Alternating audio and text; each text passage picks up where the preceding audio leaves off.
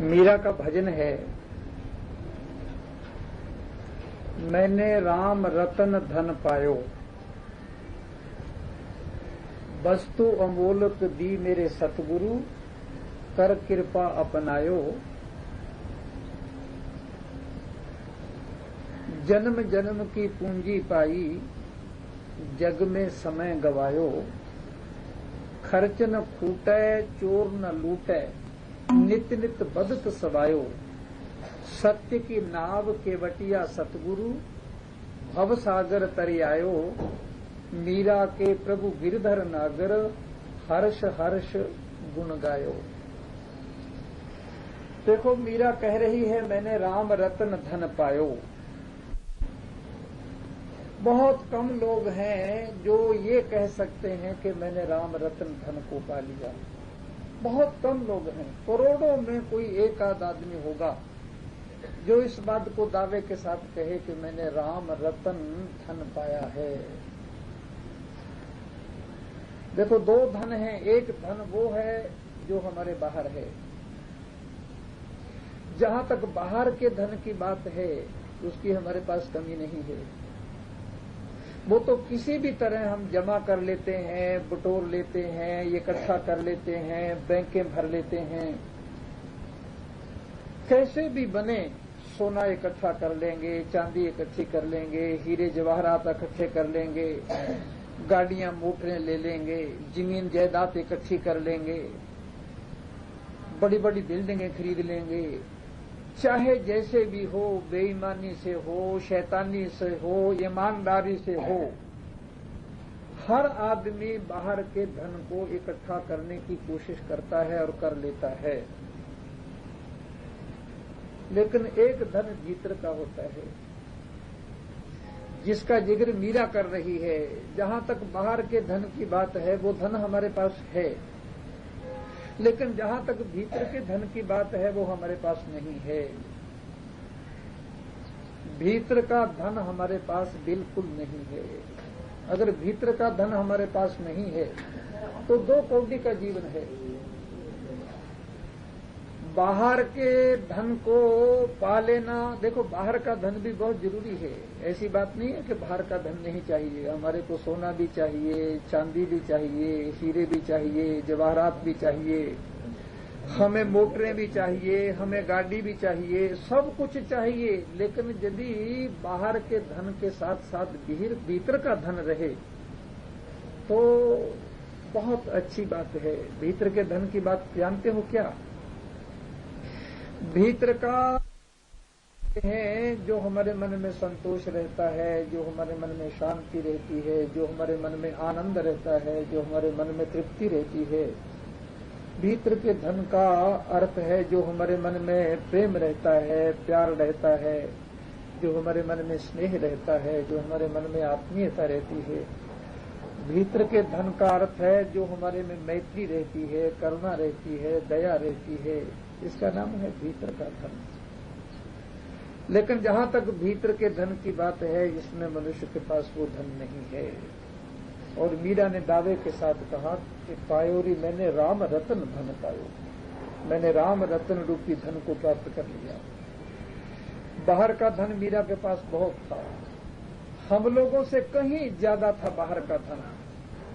वो राजघराने की महिला थी, वो कोई मामूली महिला नहीं थी। उसके पास सौंदर्य भी था, उसके पास संगीत भी था, उसके पास सुगंधी भी थी, उसके पास हाथी घोड़े भी थे, उसके पास महल भी थे, उसके पास अटारियां भी थी, उसके पास नौकर चाकर भी थे, और उसके पास पहरेदार भी खड़े हुए थे, और वो जहां जाती थी उसका मान सम्मान भी था। जहां तक बाहर के धन की बात है मीरा के पास कोई कमी नहीं थी। हमारे पास तो अभी वैसा हो ही नहीं सकता। लेकिन मीरा को उससे कोई शांति नहीं थी, कोई संतोष नहीं था, कोई तृप्ति नहीं थी, कोई आनंद नहीं था, कोई मस्ती नहीं थी। इसलिए मीरा भीतर के धन की खोज में लगी। और एक दिन ऐसी घड़ी आ गई, मीरा ने बाहर के धन को तो छोड़ दिया, खुशी से छोड़ दिया, किसी के कहने से नहीं छोड़ा। मीरा ने बाहर के धन को किसी दुख से, किसी कष्ट से, किसी तकलीफ से, किसी पीड़ा से नहीं छोड़ा। लेकिन भीतर के धन की खोज के लिए मीरा ने बाहर का धन छोड़ दिया। और जब उसे भीतर का धन मिल गया तो कहा उसने, पायो री मैंने राम रतन धन पायो। मैंने ऐसा धन प्राप्त कर लिया, ऐसा धन प्राप्त कर लिया जिस धन को प्राप्त कर लेने के बाद फिर दूसरे धन की जरूरत नहीं होती। ये जो बाहर का धन है, ये धन तो एक दिन हमारे हाथ से छिनने वाला है। चाहे कितना ही जोर लगाओ, ये धन हमारे पास रहेगा नहीं। मृत्यु इसे एक दिन छीन लेगी।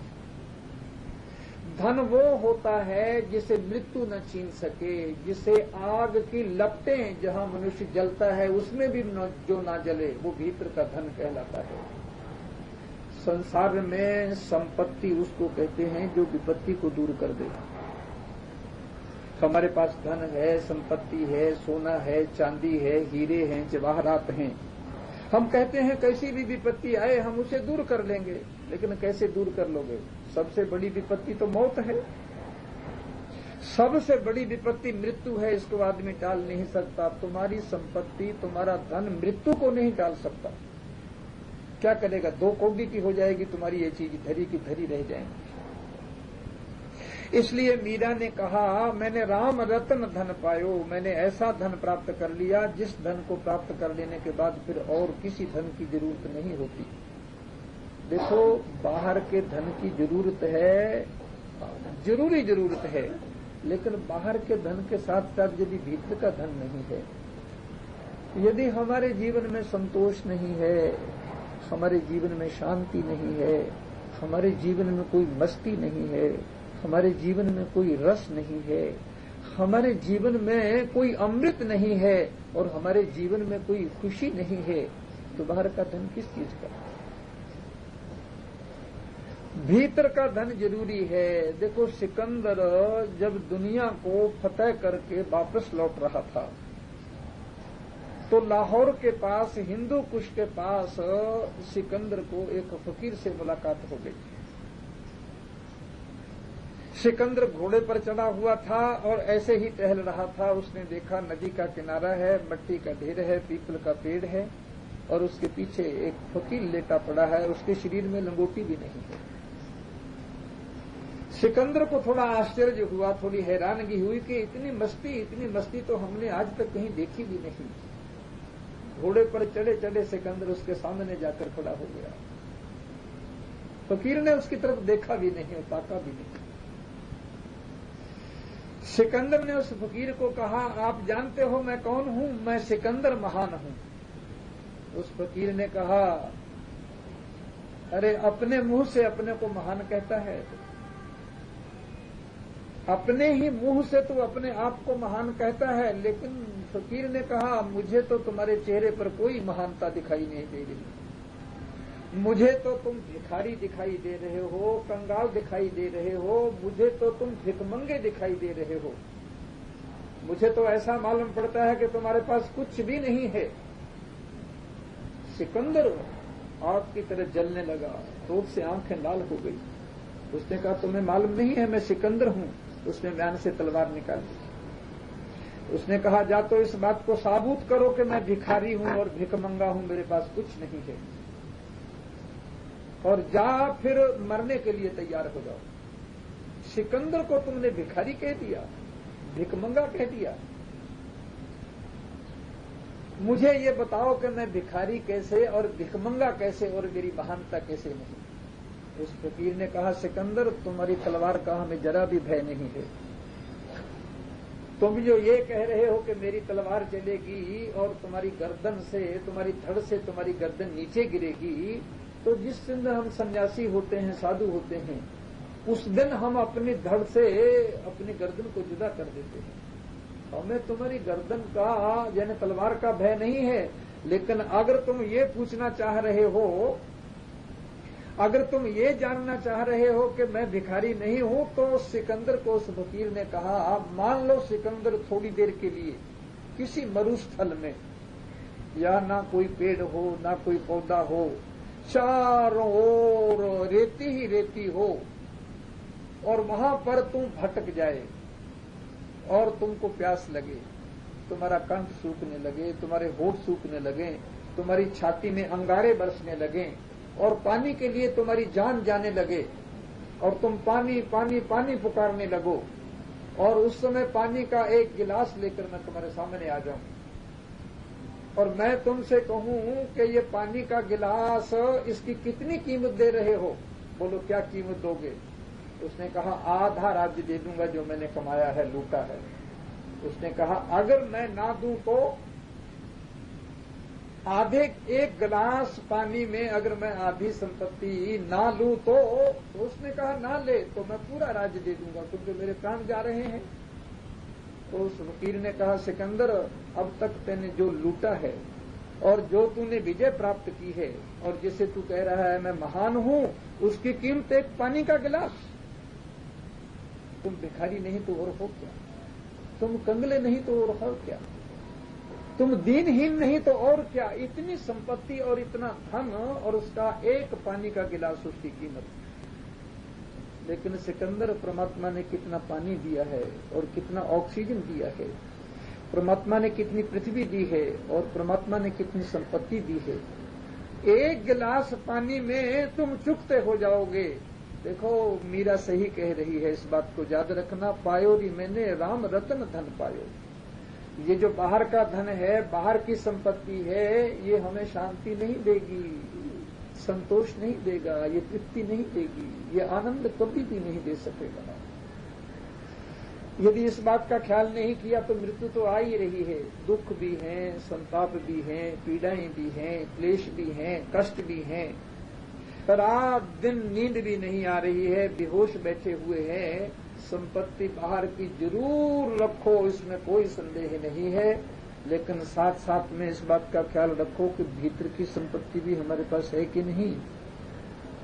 जैसे मीरा ने कहा मैंने राम रत्न धन पाया, मैंने ऐसी संपत्ति प्राप्त कर ली, मैंने ऐसा धन प्राप्त कर लिया, मैंने परमात्मा का ऐसा प्रेम प्राप्त कर लिया, मैंने भगवान की ऐसी कृपा प्राप्त कर ली और मैंने ऐसी करुणा प्राप्त कर ली।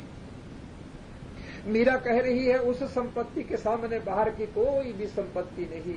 हमारे यहाँ उपनिषदों में कथा आती है, महर्षि याज्ञवल्क हुए हैं एक। महर्षि याज्ञवल्क महाराज जनक के गुरु थे। जनक चक्रवर्ती सम्राट थे। याज्ञवल्क के पास न तो हीरों की कमी थी, न सोने की कमी थी, न चांदी की कमी थी, किसी चीज की कमी नहीं थी याज्ञवल्क के पास।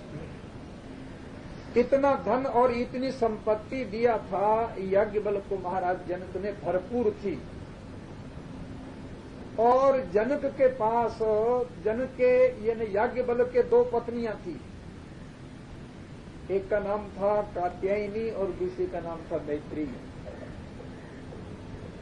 और महाराज जनक उनके चरण धोते थे, चरणामृत लेते थे, आरती उतारते थे, गले में माला पहनाते थे। और जब याज्ञवल्क उनकी सभा में जाता था तो साष्टांग दंडवत प्रणाम करते थे। लेकिन आखिरी घड़ियां ऐसी जीवन की आई, याज्ञवल्क ने अपनी दोनों पत्नियों को बुलाया। दोनों पत्नियों को बुलाकर उसने कहा कि मेरा मन अब संसार से बिल्कुल डूब गया है। मुझे ये सोना, ये चांदी, ये हीरे, ये जवाहरात और ये कोठियां और ये महल और ये जनक का जो मान और सम्मान मुझे मिल रहा है, इसमें मेरी कोई दिलचस्पी नहीं। मैं ऊब गया हूं, थक गया हूं। मैं संन्यास लेना चाह रहा हूं, याज्ञवल्क कह रहा है। लेकिन उसने कहा कि मेरे चले जाने के बाद तुम मेरी दो पत्नियां हो, कहीं संपत्ति के लिए लड़ाई चले, झगड़ा चले और तुम्हारे में तू मैं हो और मारपीट हो, ये मैं नहीं चाहता। इसलिए मैं अपने सामने ही अपनी संपत्ति के दो विभाग कर देता हूं, एक उसको दे देता हूं और एक उसको दे देता हूं। तो उसमें जो कात्यायनी थी, उसकी रुचि संसार में थी, उसकी रुचि भोगों में थी, उसकी रुचि विलास में थी, उसकी रुचि संसार में थी। कात्यायनी ने कह दिया बिल्कुल ठीक है। और जो मैत्रेयी थी, उसकी परमात्मा के प्रति, आत्मा के प्रति, ईश्वर के प्रति रुचि थी, उसका लगाव था, उसके अंदर कोई प्यास थी, कोई तड़पन थी, कोई तीव्रता थी उसके अंदर। वो अपने मन में सोचने लगी कि हमारे पति याज्ञवल्क जो संपत्ति छोड़कर जा रहे हैं, क्यों जा रहे हैं? हमारे हाथ में अगर कोई चीज हो, उस हाथ की चीज को हम तभी छोड़ेंगे यदि कोई हमसे बहुत ज्यादा कीमती चीज हमको मिल जाए। देखो भाई, सुनना हो तो एकदम मेरी तरफ देखो, और नहीं तो अभी बंद कर दूंगा इसी समय। मैं तो किसी के घर जाता भी नहीं, हलचल कुछ भी न करो। उसने ये सोचा कि आदमी अपने हाथ की कोई चीज को तब छोड़ता है जब उसे और कीमती चीज मिल जाए। अगर तुम्हारे हाथ में कोई चीज हो और तुम रास्ते से जा रहे हो, अगर वहां कोई सोना और हीरा पड़ा हो तो तुम्हें पता ही नहीं चलेगा वो चीज कहां गिर गई, चट से हीरे को उठा लोगे। तो मैत्रेयी ने सोचा, याज्ञवल्क्य इतने धन को, इतनी संपत्ति को, इतने वैभव को, इतने ऐश्वर्य को क्यों छोड़ रहा है? निश्चित ही इससे ज्यादा कीमती चीज इनके हाथ में लगी होगी। क्यों छोड़ेगा सोना, चांदी, हीरे, जवाहरात और पत्नियां इतनी सुंदर, इतनी सरस और इतनी सच्ची और इतनी सेवा करने वाली? ऐसी पत्नियों को छोड़कर, ऐसी संपत्ति को छोड़कर और राजा जनक के इतने बड़े मान सम्मान और इज्जत को और प्रतिष्ठा को छोड़कर कोई तकलीफ है ही नहीं। निश्चित ही इससे अधिक कोई कीमती चीज इनके हाथ में लगी होगी जो इसे छोड़कर ये संन्यास ले रहे हैं। तो मैत्रेयी ने कहा कि आप इस चीज को छोड़कर संन्यास क्यों ले रहे हैं? क्या इससे भी कीमती कोई चीज है? उन्होंने कहा, अगर इससे कीमती चीज ना होती तो मैं छोड़ता ही क्यों? मुझे अब इसमें कोई रुचि नहीं रही, कोई लगाव नहीं रहा, कोई प्रेम नहीं रहा, मुझे इसमें कोई आनंद है ही नहीं। मैं घुट घुट मरने के लिए गृहस्थ में नहीं रहूंगा। तो मैत्रेयी ने याज्ञवल्क्य से कहा कि जो संपत्ति, जो धन, जो हीरे, जो जवाहरात आप हमको दे रहे हैं, क्या उससे हमें शांति मिल जाएगी? क्या उससे हमें संतोष मिल जाएगा? क्या उससे हमें तृप्ति मिल जाएगी? क्या उससे हमारे जीवन में अमृत बरस जाएगा? याज्ञवल्क्य ने कहा, मैत्रेयी, यदि उससे संतोष मिलने वाला होता, शांति मिलने वाली होती, आनंद मिलने वाला होता, रस मिलने वाला होता तो मैं ही क्यों छोड़ता? उससे तुम्हें सुख मिल जाएगा थोड़ा बहुत और सुविधाएं मिल जाएंगी तुम्हें, लेकिन शांति मिलने वाली नहीं है, आनंद मिलने वाला नहीं है, मस्ती मिलने वाली नहीं है। ओहो। फिर मैत्रेयी ने कहा है याज्ञवल्क्य से, जेना हूं नाम्रता श्याम किम हूं तेन कुरिया। याज्ञवल्क्य ने कहा था, अमृत से तो नाशास्ति बीते न। अगर कोई आदमी कहे कि धन से शांति मिल जाएगी, अगर कोई आदमी कहे कि हीरे जवाहरातों से मुझे संतोष हो जाएगा, अगर कोई आदमी कहे कि मेरे जीवन में इन सब चीजों से आनंद बरस जाएगा, तो उस जैसा पागल दुनिया में कोई मिले नहीं, ढूंढने पर भी नहीं मिलेगा। सुख मिल जाएगा, सुविधाएं मिल जाएंगी।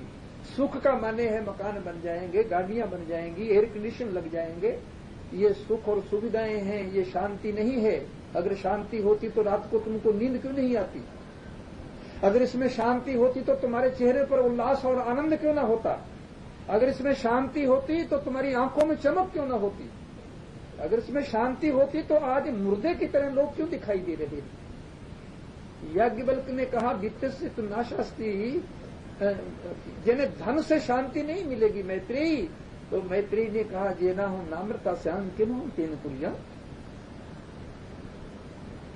तो कहती है, जिसे पाकर मैं अमृत नहीं हो सकती, जिसे पाकर मुझे शांति नहीं मिलेगी, जिसे पाकर मुझे संतोष नहीं मिलेगा, जिसे पाकर मेरे जीवन में तृप्ति नहीं होगी, उसको लेकर मैं क्या करूंगी?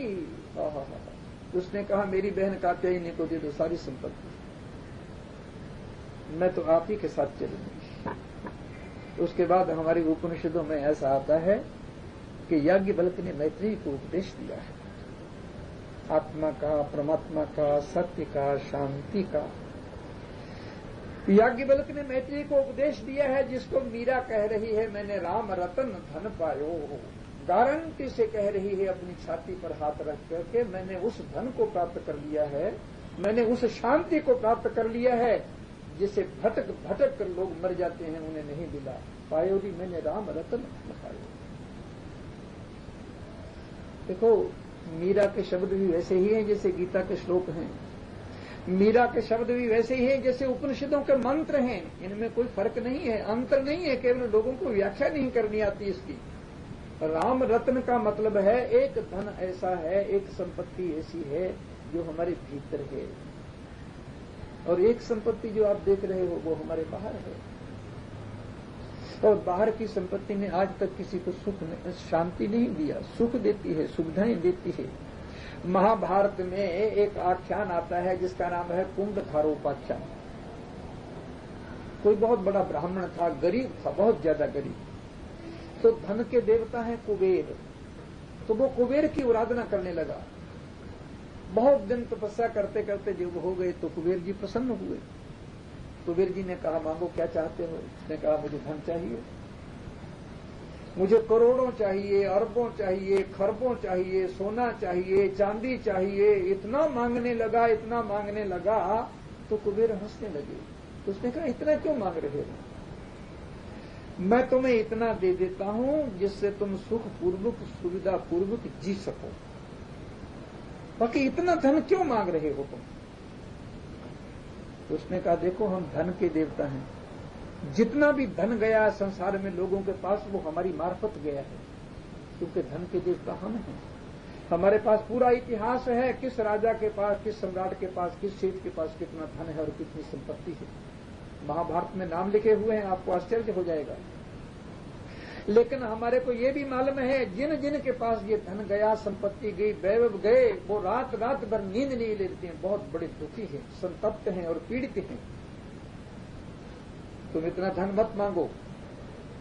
और जैसे ही मनुष्य के पास धन आता है, संपत्ति आती है, मान सम्मान आता है, इज्जत आता है, वो अन्याय करने लगता है, वो हिंसा करने लगता है, वो पाप करने लगता है। तो उस ब्राह्मण ने कहा वाह वाह, हम ऐसे क्यों करेंगे? आप हमको धन देकर देखिए, हम स्कूल बनाएंगे, कॉलेज बनाएंगे, यूनिवर्सिटियां बनाएंगे, धर्मशालाएं बनाएंगे, अन्य क्षेत्र खेल, आप हमको देकर तो देखिए। धनद कुबेर ने कहा हमने धन देने वाले हैं, हमने ही दुनिया में धन दिया है। पहले सब लोग ऐसे ही बोलते हैं, धन मांगने वाले सबसे पहले यही बोलते हैं कि हमको दो तो हम इसका उपयोग करें, लेकिन आज तक किया किसी ने भी नहीं है। उसने कहा आप हमको दीजिए, हम तो जरूर करेंगे ऐसा। तो कुबेर ने सोचा बाबरा है ब्राह्मण, वो बिना वर दिए चले गए। उसने कहा क्यों दुखी करना है इसको? अब वो ब्राह्मण फिर तपस्या करने लगा। तो उसने कहा जो एक बार आया वो दूसरी बार भी आएगा। अब दूसरी बार जब वो तपस्या करने लगा तो महाभारत की कथा है ये, कुबेर ने रात्रि को सोया पड़ा था, उसमें से उसकी जीवात्मा को निकाल लिया, सीधा नरकों में ले गया। नरकों में जैसे गंदी नाली में कीड़े बिलबिलाते हैं, जैसे किसी हलवाई की कड़ाही में पकोड़े तलते हैं, ऐसे लोग बिलबिला रहे थे और चटपटा रहे थे। ब्राह्मण ने पूछा कौन है? नाम लिखे हुए हैं, ये फलाना राजा है, ये फलाना सम्राट है और ये फलाना चक्रवर्ती है। इनके पास धन आया, संपत्ति आई, हुकूमत आई और वैभव आया। इसने वो पाप किए जिसकी कोई सीमा नहीं, आज यहां सड़ रहे हैं गंदी नाली की तरह। यदि तुमने ऐसा करना है तो धन देने के लिए तैयार हो। उसने कहा ना बाबा, मुझे ऐसा नहीं होना, मैं ऐसा बिल्कुल नहीं होना चाहता। तो धनद कुबेर ने कहा देखो मैं इतनी संपत्ति, इतना धन तुम्हें दे देता हूं जिससे तुम्हारा गुजारा होगा। अलबत्ता ये है कि तुम ऐसी जगह पर जाओ जहां तुम्हें रोज सत्संग मिले, जहां तुम्हें रोज कीर्तन मिले और जहां तुम्हें रोज महात्माओं की संगति मिले और जहां तुम्हारी आंखें रोज खुले। कम से कम तुम्हें ये पता चले कि संसार है क्या और संसार में जीना क्या है। ये बाहर की चीजें को तो सारे लोग सीख लेते हैं, गाड़ी कैसे चलानी, साइकिल कैसे चलाना, स्कूटर कैसे चलाना, भोजन कैसे बनाना, क्लबों में कैसे नाचना, लोगों से बात कैसे करना, ये तो रात दिन तुम्हें सिखाने वाले लोग हैं। लेकिन तुमने जीवन को जीने की कला नहीं सीखी है। जीवन को जीने की कला उसे कहते हैं महाराज जहां जीवन में शांति आए, जीवन में थोड़ा संतोष आए, जीवन में थोड़ी मस्ती आए और जीवन में थोड़ा आनंद आए, वो जीवन को जीने की कला है।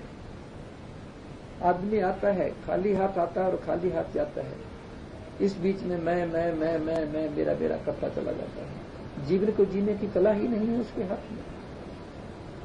मीरा कह रही है मैंने राम रत्न धन पायो, मैंने उस धन को प्राप्त कर लिया, मैंने उस शांति को प्राप्त कर लिया जो शांति और जो संतोष परमात्मा की कृपा से ही मिलता है। अब देखो, धन संपत्ति की निंदा नहीं कर रहा, ना मैं ये कह रहा हूं कि धन को छोड़ दो, संपत्ति को छोड़ दो, वैभव को छोड़ दो, बिल्कुल नहीं कह रहा। लेकिन इस धन के साथ, इस संपत्ति के साथ भीतर की संपत्ति जरूर चाहिए, भीतर के धन की खोज जरूर चाहिए। भीतर के धन की जहां तक बात है, हमारे पास कौड़ी नहीं है, खाली है, बिल्कुल रिक्त, एकदम हमारा भीतर का सारा खाली पड़ा हुआ है। और मीरा दावे के साथ कह रही है कि मैंने बाहर की संपत्ति को छोड़ दिया और मैंने भीतर की दौलत को प्राप्त कर लिया। और जिसके पास भीतर की संपत्ति और दौलत आ जाएगी, उसको बाहर के लोग पागल कहना शुरू करेंगे। महाराज, जब पांव में घुंघरू बांध लेगा कोई और हाथों में करताल लेगा और नाचेगा, और वो भी राजघराने की महिला, लोग कहेंगे पागल हो गई है, बावरी हो गई है। लोग कहें मेरा भाई बावरी और सास कहे कुलनासी रे। भीतर की मस्ती जब चढ़ती है तो लोग उसे बाहर से पागल कहते हैं और पागल कहेंगे। महाराज, पांव में घुंघरू और हाथों में करताल लेकर भगवान की मस्ती में जो नाचेगा, वो बिना भीतर की शांति और बिना भीतर की मस्ती के नहीं नाचेगा। ये फिल्मों में नाचने वाले को मत समझ लेना कि उनको शांति मिली है। वो तो रुपए लेकर थोड़ी देर नाचते हैं और पता नहीं क्या क्या नशे खाकर नाचते हैं। और ये मस्ती और है, ये शांति और है, जो 24 घंटे चली रहती है। देखो धन संपत्ति क्या कहते हैं। तो ब्राह्मण थे, सके भाई, दूध बिजली की तरह मिले हुए, एक के प्राण दूसरे में, दूसरे के प्राण दूसरे में। वो दोनों किसी ऐसी बस्ती में चले गए, किसी ऐसी मछुआरों की बस्ती में चले गए, और वो पढ़े लिखे नहीं थे। वहां उन्होंने बहुत धन कमाया, इतना धन कमाया, बहुत धन कमाया। सोने की मुहरों के ढेर लग गए। जब उनके पास बहुत ज्यादा सोने की मुहरें आ गई तो वो उसकी गठरियां बांधकर घर की ओर चले। बहुत बड़ी गठरी बांध ली। तो एक भाई सिर में रखता था, फिर दूसरा सिर पर रखता था। तो जो भाई सिर पर रखता था मुहरों की गठरी, उस समय उसके मन में आता था, अरे इसमें आधी मुझे भाई को देनी पड़ेगी क्या? यदि भाई को मार दूं तो बहुत अच्छा। जब वो गठरी दूसरा भाई सिर पर रखता था तो उसके मन में भी यही ख्याल आता था। दोनों में इतना प्रेम, एक मां के पेट से पैदा हुए। आश्चर्य नहीं है, एक मां के पेट में 2 बेटों को जगह मिल जाती है और 2 भाइयों को एक फ्लैट में जगह नहीं मिलती। एक रूम में 2 भाई नहीं सो सकते। पढ़ते हैं रात दिन रामायण, कहां भरत और कहां राम, और काम करते हैं रावण का। पढ़ते हैं रामायण और पूजा करते हैं राम लक्ष्मण की, और काम करते हैं रावण का और कुंभकर्ण का। दुनिया की हालत देखो। इसीलिए तो मैं कहता हूं, मुझे घर में मत बुलाना कहीं लेक्चर के लिए, प्रवचन के लिए। मैं री री पी पी करने वाला नहीं हूं। काम तो हमारे क्या हैं और कर हम क्या रहे हैं। तो दोनों के मन में जब ऐसा ख्याल हुआ, जब घर के पास पहुंचे तो एक भाई ने कहा कि भाई सुनो, जब जब मैंने इस गठरी को अपने सिर पर रखा मेरे मन में ये संकल्प आया। दूसरे भाई ने कहा मेरे मन में भी ये आया। उसने कहा भैया ये संपत्ति घर में जाकर के भी हमारा अनर्थ कर देगी, वहां जाकर भी घर में आग लगा देगी, इस संपत्ति को फेंको। ये भी बहुत बड़ी हिम्मत थी। उनके घर के सामने एक बहुत बड़ा गड्ढा था, उन्होंने सारी मुहरें उसी में फेंक दिया और घर में चले गए। अब वो मुहरें वहीं पड़ी हुई हैं और घर में उन दिनों में उसकी बहन भी आई हुई थी, उसकी शादी हो गई थी। खाया पिया सत्कार किया, तो भाई के लिए फल काटे और उसका छिलका था, सब्जी काटी। तो उसकी बहन जो है उस गड्ढे में वो कचरा फेंकने के लिए गई। तो जब उसने देखा कि सोने की मुहरें थोड़ी सी बाहर निकली और सूर्य की चांद रोशनी पड़ रही थी, वो तो पट से उसने सोने की मुहरें उठा ली। उसने कहा इतनी बड़ी थैली। अब वो छुपाने लगी कि कहीं इनसे चुराकर घर में ले जाऊंगी। इतने में एक भाई की स्त्री जो थी, उसकी भाभी वो बाहर निकली। उसने कहा क्या कर रही हो? बस एकदम अकबक आ गई। वो सब्जी काटने वाली छुरी उसके हाथ में थी, पट से उसके पेट में छुरी मारी उसने। और जब वो चीखी और चिल्लाई, दूसरी छुरी उसने अपने पेट में मारी। दोनों वहीं पर गिर पड़े। भाई दौड़कर आए, उन्होंने कहा देख भैया, ये संपत्ति गिरा दिया था, लेकिन फिर भी एक की पत्नी गई और हमारी बहन गई। ये जो बाहर की संपत्ति है, ये निश्चित ही अनर्थ करेगी, निश्चित ही अन्याय करेगी और निश्चित ही जुल्म करेगी। अरे बाबरो, तुम्हें पता ही नहीं है, जब तुम्हारे घर में नोटों के बंडल आते हैं, पाप के बंडल और खून के बंडल साथ में आते हैं, तुम्हें होश ही नहीं है। वो तुम्हारा क्या क्या लेके जाएंगे तुम्हें पता थोड़ा ही है। मीरा कह रही है मैंने सब छोड़ दिया, बाहर की सारी संपत्ति, सारा धन, सारा वैभव मैंने छोड़ दिया और खुशी से छोड़ दिया। पायो री मैंने राम रतन धन पायो, मैंने राम रतन। और आगे क्या कहती है, वस्तु अमोलक दी मेरे सतगुरु, कर कृपा अपनायो। ये जो राम रतन रूपी धन मुझे मिला है, ये जो भीतर की मुझे शांति मिली है, संतोष मिला है, तृप्ति मिली है, अमृत मिला है, ये मेरी अकेले की बस की बात थोड़ी थी। मैं अकेली कहां से प्राप्त करती है? अकेला कभी आदमी कुछ कर सकता है? वस्तु अमोलक दी मेरे सतगुरु। ये तो मेरे गुरु ने मेरी आंखें खोली, ये तो मेरे गुरु ने मुझे झटका दिया, ये तो मेरे गुरु ने मेरे स्वप्न भंग किए, ये तो मेरे गुरु ने मेरा कान पकड़ा, ये तो मेरे गुरु ने कहा कि इस रास्ते पर चलो। वस्तु अमोलक दी मेरे सतगुरु। अकेला आदमी कुछ नहीं कर सकता महाराज, कोई लाइट दिखाने वाला चाहिए, कोई रोशनी दिखाने वाला चाहिए, कोई प्रकाश दिखाने वाला चाहिए और संकेत करने वाला चाहिए कि देखो ये मार्ग है, इस मार्ग पर चलो। चलना तुम्हें है, लेकिन बताएगा गुरु, और गुरु के मार्ग जा। और मीरा कह रही है वस्तु अमोलक दी मेरे सतगुरु। बाहर की जितनी वस्तुएं हैं उनका तो मूल्य है, उनकी तो कीमत है, कहीं भी जचबा लो, लेकिन भीतर की शांति का कोई मूल्य नहीं है, उसकी कोई कीमत नहीं है। सारी दुनिया की संपत्ति भी आंक लो, उसका कोई मूल्य नहीं है। तो मीरा कह रही है वस्तु अमोलक दी मेरे सतगुरु।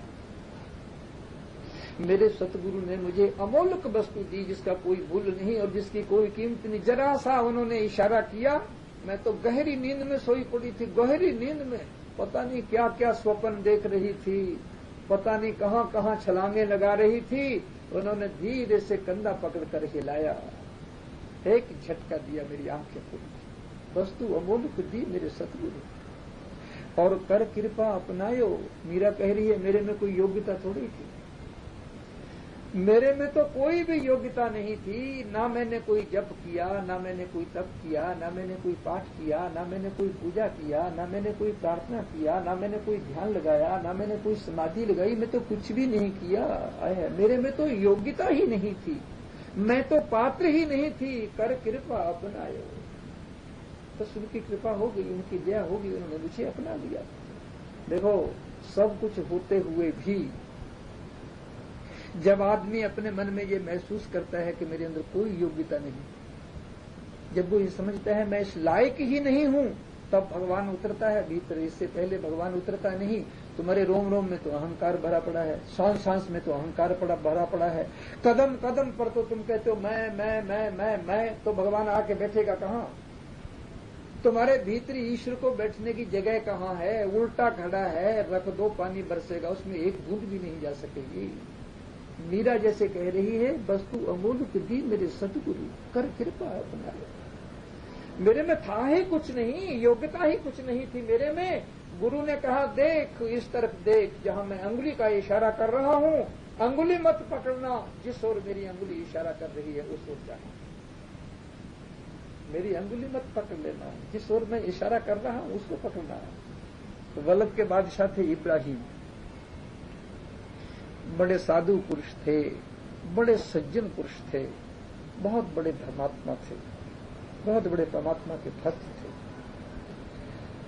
उन्होंने एक दिन अपने वजीरों को कहा कि देखो भाई ऐसी बात है, मेरे को एक ऐसा नौकर चाहिए, एक ऐसा गुलाम चाहिए जिसके चेहरे पर 24 घंटे प्रसन्नता रहे और खुशी रहे, उसकी आंखों में चमक हो। चाहे जितनी नौकरी ले ले, जितनी तनख्वाह ले ले, ऐसा तो मालिक नहीं होता, नौकर कहां से हो जाएगा? ऐसा तो मालिक भी नहीं होता तो नौकर कहां से हो जाएगा? लेकिन उन्होंने कहा कि खोजो, कहीं से भी ढूंढो। अब वो नगर नगर में गए, गांव गांव में गए, ऐसा कहां मिले? तो फिर घूमते घूमते आ रहे थे नदी के किनारे, तो मट्टी के ढेर पर एक नीम के पेड़ के नीचे फकीर लेटा हुआ था। उन्होंने कहा जैसा राजा चाहता है वैसा तो ये फकीर है, लेकिन ये नौकर क्यों बनने लगा किसी का? ये तो शाहनशाह है, ये तो इब्राहिम को भी नौकर बना सकता है, ये कैसे जाएगा? उसके चरण पकड़ के रोने लगे। उन्होंने कहा क्या बात है, रोते क्यों हो? उसने कहा कि इब्राहिम ने हमें ये कहा था, लेकिन कोई भी नहीं मिल रहा महाराज, ऐसे तो आप हैं। उसने कहा रोते क्यों, मैं चलता हूं, मैं चलता हूं। उसने कहा महाराज इस स्थिति में यदि आप जाएंगे ना तो इब्राहिम तो आपके चरणों की धूल उठाकर माथे पर लगाएगा और हमें जेल में बंदी बना देगा कि फकीर को ले आए। वो तो बड़ा साधु पुरुष है, सज्जन पुरुष है, वो तो धर्मात्मा है। उन्होंने कहा मेरे को कपड़े पहना दो नौकरों को। वाह, इसमें भी कोई बात है क्या? नौकरों को कपड़े पहना दो, मैं चलूंगा।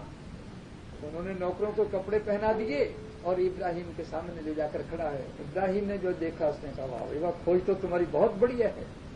इसके चेहरे पर शांति है, इसके चेहरे पर एक मस्ती है, इसके अगल बगल में कोई ऐसी हवा चल रही है, ये तो ऐसे खींचता है जैसे चुंबक लोहे के टुकड़ों को खींचता है। इब्राहिम इतना प्रभावित हुआ कि ये मिला कहां से और कैसे मिला तुम्हें? इब्राहिम ने कुर्सी दिया बैठने के लिए कि नीचे नहीं कुर्सी पर बैठो, लेकिन वो फकीर कुर्सी पर भी नहीं बैठा, जमीन पर बैठ गया।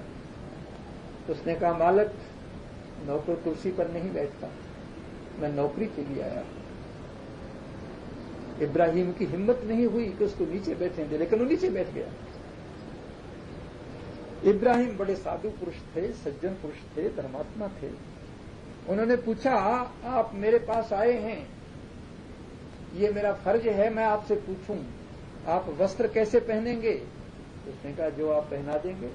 नौकर की मर्जी नहीं होती कि वो ऐसे वस्त्र पहने। अरे नौकर कहे का गुलाम क्या, जो ये कहे कि मुझे ये वस्त्र चाहिए, जो आप पहनाएंगे वही पहनूंगा।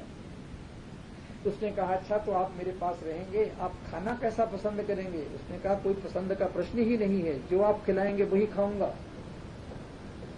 तो काम क्या करेंगे आप? उसने कहा मेरा क्वेश्चन नहीं, जो काम करवाएंगे वही करूंगा।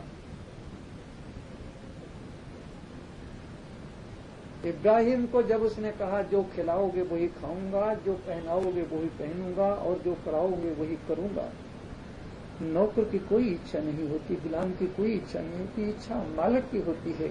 इब्राहिम गद्दी से उतरा और उसके पांव का मट्टी उसने माथे पर लगा के कहा कि आज पहली बार तुमने बताया कि मनुष्य को भक्त को परमात्मा के सामने कैसे रहना चाहिए। भक्ति इतनी बड़ी चीज है, भगवान के सामने उसे कैसे रहना चाहिए। जो खाने को दे वो खाओ, जो पहराए वो पहनो। मीरा ने यही पद गाए हैं, जो पहनावे सोई पहनूं और जो दे सोई खाऊं, और जहां बिठावे तिति ही बैठूं, बेचे तो बिक जाऊं। तब कहीं मीरा ने कहा है पायो री मैंने राम रतन धन पायो, मैंने राम रतन रूपी धन को पाया है। लेकिन किससे पाया? वस्तु अमूल्य दी मेरे सतगुरु, ये तो मेरे सतगुरु ने मेरे को अमूल्य वस्तु दिया है, ये तो उनके इशारे से हुआ है, उनकी कृपा से हुआ है।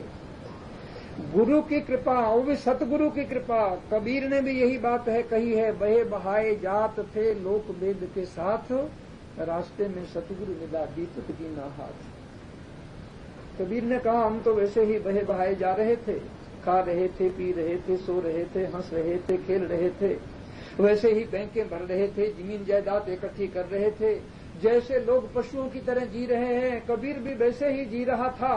लेकिन रास्ते में सतगुरु मिला, दीपक दीना हाथ, उसने हाथ में रोशनी दे दिया, प्रकाश दे दिया कि जिस ढंग से तुम जीवन जी रहे हो, केवल जीवन को जीने का यही ढंग नहीं है, जीवन को जीने का एक दूसरा ढंग भी है। जो जीवन हम जी रहे हैं ना, एक तो जीवन का ये ढंग है जो जी रहे हो, इसको कहने की जरूरत नहीं है, लेकिन इसके अतिरिक्त दूसरा ढंग भी है, जिस दूसरे ढंग का हमको कुछ पता ही नहीं, जिस दूसरे ढंग का हमको कोई ज्ञान ही नहीं है। इसलिए मीरा कह रही है मैंने राम रतन धन पायो, और राम रतन धन मैंने कैसे पाया? वो राम रतन धन मैंने गुरु की कृपा से पाया, गुरु की करुणा से पाया, उसके इशारे से पाया। उसने बताया और वैसे मैं उस रास्ते पर चली। देखो, ये जो विवेकानंद थे, इसका जन्म का नाम पहले, गृहस्थ का नाम नरेंद्र था। इन्हें कहीं शांति नहीं मिल रही थी। बहुत बड़े बुद्धिमान थे, बहुत बड़े विद्वान थे, बहुत बड़े तार्किक थे। इनके सामने किसी की हिम्मत नहीं होती सी जो बोल जाए, किसी की हिम्मत नहीं। साधु संत एक सेकंड पर भी नहीं टिकता था इनके सामने। हर चीज को तर्क करते थे और काट के रख देते थे। लेकिन मन में एक इनके प्यास थी, एक तड़पन थी, एक तीव्रता थी। आत्मा क्या है, परमात्मा क्या है, सत्य क्या है, शांति क्या है, संतोष क्या है। भटकते थे, मंदिरों में जाते थे, मस्जिदों में जाते थे, चर्चों में जाते थे, गुरुद्वारों में जाते थे, तीर्थों में जाते थे, साधु संतों के पास जाते थे, लेकिन कहीं भी टिकाव नहीं था। बहुत बड़े बड़े योगियों के पास गए थे। इनके खुद के महाराज दादा थे, चाचा थे इनके, महर्षि देवेंद्रनाथ। और वो नौका में ही रहते थे। गंगा में बहुत बड़ा बजरा था, 2 मंजिल का बना हुआ, और लंगर डाले हुए पड़ा रहता था उसमें। उसी में ही वो ध्यान और समाधि लगाते थे। जब उनको किसी ने बताया कि उन्हें सत्य प्राप्त है, उन्हें शांति प्राप्त है, उन्हें आत्मा का पता है, उन्हें परमात्मा का पता है, सर्दी के दिनों में अमावस की अंधेरी रात में गंगा में कूदा और कूद कर जाग बजरे को पकड़ लिया। अब बलिष्ठ पुरुष है, बलवान था विवेकानंद तो बजरे के ऊपर चढ़ गया और वो ऐसे ध्यान में बैठे हुए थे। इनके चाचा देवेंद्रनाथ जाके कोट का कॉलर पकड़ लिया ऐसे। उसने कहा, तुम सत्य को जानते हो, शांति को जानते हो, क्या तुम्हें आत्मा का और परमात्मा का कोई ज्ञान है? अब ये तो बड़ी आश्चर्य की बात है। अमावस की गहरी अंधेरी रात है, सर्दी के दिन हैं, और गंगा में तैरकर कोई युवक आया है, कपड़े भीगे हुए हैं, और उसने कोट का कॉलर पकड़ लिया है। अब वो आत्मा परमात्मा की बात करें? अगर कोई छुरी लेकर हमारी छाती पर बैठ जाए और कहे आत्मा कहाँ है, परमात्मा कहाँ है, तो क्या पता चलेगा? घबरा गया महर्षि देवेंद्रनाथ, घबरा गए। उन्होंने कहा, युवक थोड़ा रुको, थोड़ा थमो, थोड़ा ठहरो, थोड़ा सुस्ताओ। मैं तुम्हें बताता हूं गीता में आत्मा क्या है, उपनिषदों में आत्मा क्या है। उसने कॉलर छोड़ दिया उसी समय। उसने कहा, गीता में मैं भी पढ़ लूंगा, उपनिषदों में मैं भी पढ़ लूंगा, आत्मा क्या है, परमात्मा क्या है। मैं कहता हूं तुम्हारा अनुभव है ये नहीं है। तुम्हारी झिझक ने बता दिया तुम्हें कोई आत्मा का अनुभव नहीं है। कॉलर छोड़ दिए, गंगा में छलांग लगा दी, तैर कर पार आ गए। लोगों ने महर्षि देवेंद्रनाथ से पूछा कि क्या हुआ।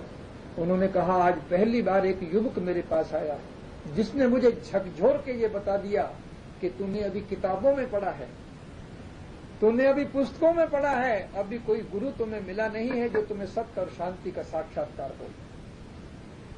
इसी तरह ये विवेकानंद नरेंद्र रामकृष्ण परमहंस गंगा के किनारे पर बैठे हुए थे मस्ती में। उनके जाके भी ऐसे पकड़ लिए कपड़े, कहते तुम्हें आत्मा का पता है, परमात्मा का पता है? रामकृष्ण परमहंस ने एक झटका दिया, हटो। उसने कहा, आंखों में आंखें डालकर नरेंद्र के, नरेंद्र तुम्हें आत्मा देखना है, परमात्मा देखना है, तुम्हें सत्य का अनुभव करना है। देखो, स्वामी विवेकानंद ने अपनी जीवनी में लिखा है कि मैंने आज तक सबको डराया और धमकाया। पहली बार जब परमहंस ने मेरी आंखों में आंखें डाली और मेरी तरफ उसने कहा तो मैं नक से लेकर चोटी से लेकर नक तक कांप गया। आवाज नहीं निकली मेरे मुंह से, तुम देखना चाहते हो, आवाज ही बंद होगी मेरी। पहला सन्यासी था ये। और फिर उसने धीरे से अपने पांव का अंगूठा मेरी छाती से लगाया। 24 घंटे समाधि में डूबा रहा, उसे पता ही नहीं लगा क्या है। 24 घंटे के बाद उसे पता चला कि मैं कुछ हूं। सारे संदेह चले गए, सारी शंकाएं चली गई, सारे भ्रम चले गए। मीरा कह रही है, वस्तु अमोलक दी मेरे सतगुरु। ये अमोलक वस्तु सतगुरु ही देता है। लेकिन आप लोग इस बात को याद रखना, स्वामी रामकृष्ण परमहंस ने तो बहुत लोगों को अंगूठे लगाए थे, किसी की समाधि नहीं लगी, किसी का ध्यान नहीं लगा, केवल नरेंद्र का ही क्यों लगा? देखो, उसके मन में प्यास थी, तड़फन थी, तीव्रता थी, जिज्ञासा थी, आग जल रही थी कि कैसे कैसे शांति को प्राप्त करूं। उस वहां जरा से सहारे की जरूरत थी, जरा सा इशारा चाहिए था और जरा सा इशारा मिल गया, और इशारा मिलते ही उसको शांति मिल गई, संतोष मिल गया। तो मीरा भी यही कह रही है, वस्तु अमोलक दी मेरे सतगुरु, और कर कृपा अपनायो, उसने कृपा करके ही मुझे अपने जीवन में अपना लिया। वस्तु अमोलक दी मेरे सतगुरु, कर कृपा अपनायो, जन्म जन्म की पूंजी पाई, जग में समय गवायो। जब मीरा को शांति मिल गई, मीरा को संतोष मिल गया, मीरा को अमृत मिल गया, मीरा को रस मिल गया, तो मीरा कहती है जन्म जन्म की पूंजी पाई। आज पहली बार मालूम पड़ा कि जो संपत्ति, जो धन, जो वैभव हमारे पास था, वो 2 कौड़ी का भी नहीं था, उसकी कोई कीमत नहीं थी। ये जब तक वो शांति और वो संतोष नहीं मिलता, तब तक आदमी को ये पता चलता है कि ये चीज नहीं है।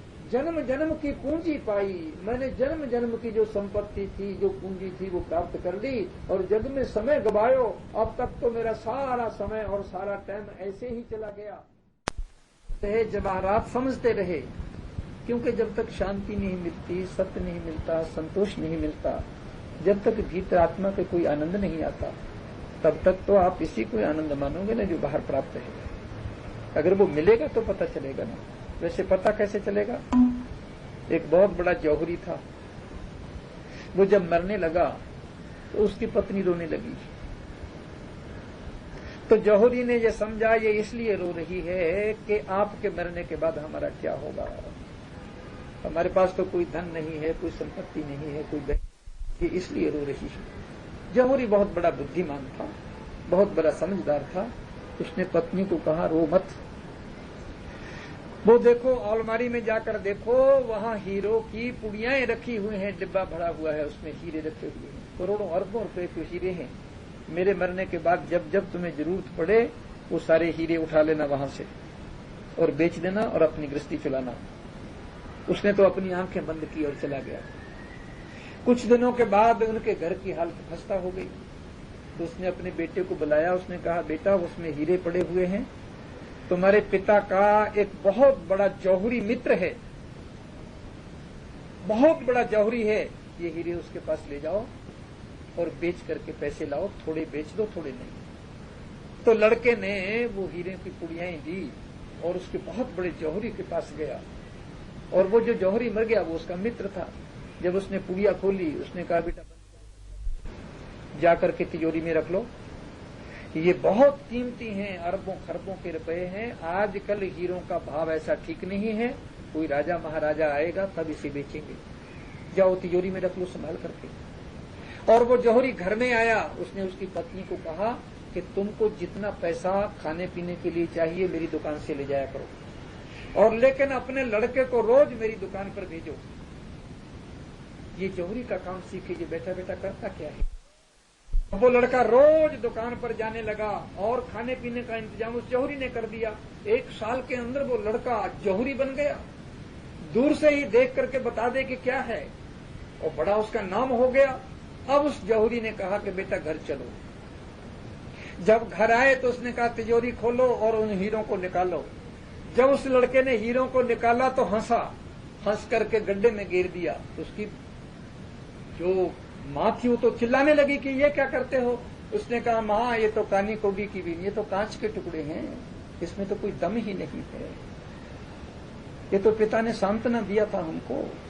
लेकिन अब तो महाराज वो जौहरी हो गया था, उसकी आंख जौहरी हो गई थी, अब उसे जौहरी बना दिया गया था। अब उनके घर में किसी संपत्ति और धन की कमी नहीं थी। मीरा वही बात कह रही है महाराज, याद रखना, जब हमारी आंख ही जौहरी हो जाएगी तब जिन हीरों को आप हीरे समझ रहे हैं वो कांच के टुकड़े दिखाई देंगे आपको। लेकिन तब आपको कोई दुख नहीं होगा, कोई तकलीफ नहीं होगा, कोई कष्ट नहीं होगी, क्योंकि आपकी आंख ही जौहरी बन जाएगी। उसने कितनी हिकमत से उस जौहरी ने उसको जौहरी बना दिया। अगर पहले बता देता वो तो लोग समझते बेईमान है, हीरों को खा रहा है, या उनका दिल टूट जाता। मीरा कह रही है जन्म जन्म की पूंजी पाई, जग में समय खवायो। मैं तो जग में सारा ऐसे ही टाइम खो दिया, जो मट्टी थी, जो राख थी और जो कांच के टुकड़े थे उसे हीरे समझती रही। लेकिन असली हीरो का आज पता चला है। जन्म जन्म की पूंजी पाई, जग में समय खवायो।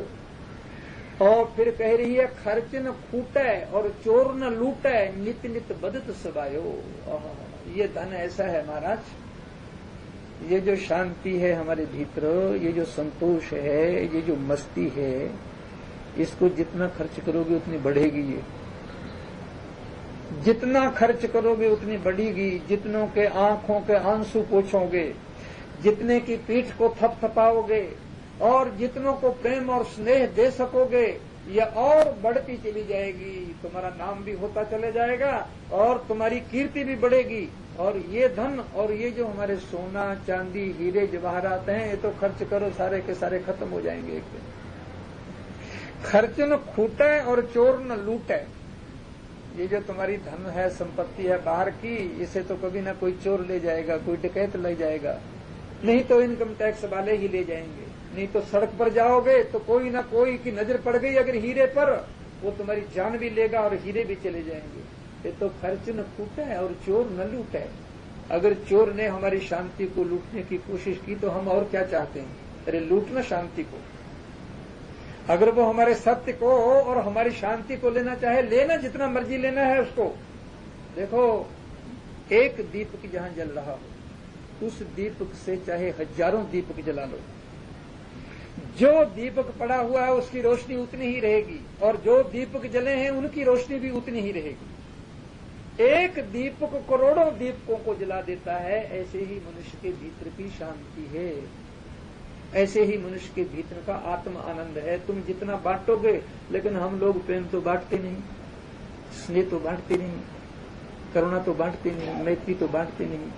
हम क्या बांटते हैं? दूसरों की निंदा, दूसरों की चुगली, दूसरों की नुक्ताचीनी, दूसरों पर कीचड़ उछालना, दूसरों के दोष देखना, दूसरों के दुर्गुण देखना, और दूसरी तरफ घंटी बजाते हैं, जय जगदीश हरे स्वामी जय जग। अरे क्या जय जगदीश कर रहे हो तुम?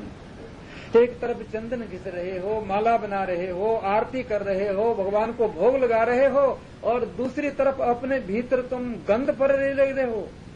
तुम्हारे भीतर ही कितना गंध पड़ा है, कितना कीचड़ पड़ा है। तुम दुनिया के कीचड़ को क्या उछाल रहे हो? क्या गंदगी उछाल रहे हो? मीरा कह रही है, जन्म जन्म की पूंजी पाई और जग में समय खवायो। खर्च न खूटे चोर न लूटे। मैंने ऐसी धन और ऐसी संपत्ति और ऐसी शांति को प्राप्त किया है जिसको ना चोर लूट सकते हैं और ना दुनिया को बांटने से उसका कोई नुकसान। वो तो बढ़ती ही जाती है। सत्य की नाव केवटिया सतगुरु।